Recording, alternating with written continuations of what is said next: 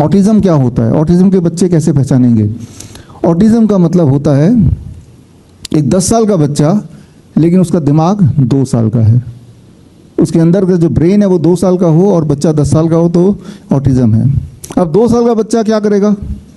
दिमाग वाला, वो खुद से ब्रश नहीं कर सकता, खुद से कपड़े नहीं पहन सकता, खुद से कुछ ज़्यादा कुछ बोल नहीं सकता, वो अपने में खोया रहता है। यानी कि बच्चे की शरीर बड़ा होता चला गया, लेकिन उसका दिमाग 2 साल में ही टिक गया। ये है ऑटिज्म, राइट। तो ऑटिज्म मतलब कि बच्चे का बॉडी ग्रो कर रहा है बाकी बच्चों की तरह सामान्य तरीके से, लेकिन उसका ब्रेन ग्रो करना रुक गया है।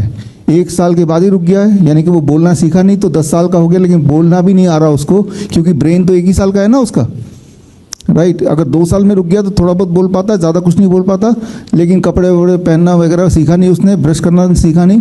2 साल के अंदर ही उसका ग्रोथ रुक गई, दिमाग का ग्रोथ, इसे कहते हैं ऑटिज्म।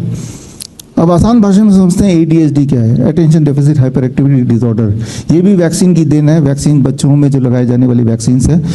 ADHD सिंपल भाषा में एक बच्चे की बॉडी है, लेकिन उसके अंदर बंदर की आत्मा है।